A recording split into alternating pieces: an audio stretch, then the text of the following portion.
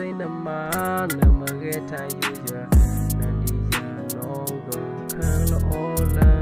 flow ka to be ya na all keep talk quiet na sai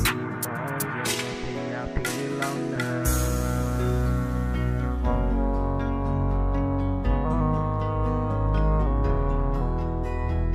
ja ti ya lo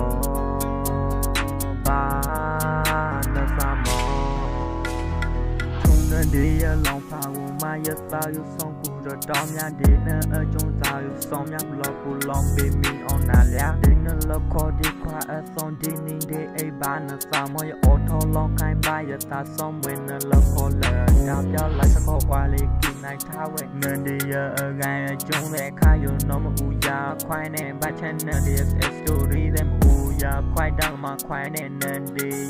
story them u ya khoai đăng mà khoai nè đi story them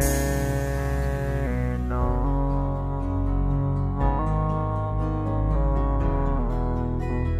giờ thì lo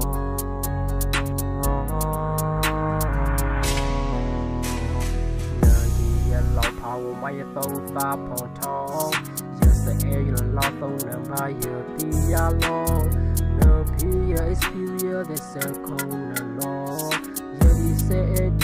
Ghiền Mì Gõ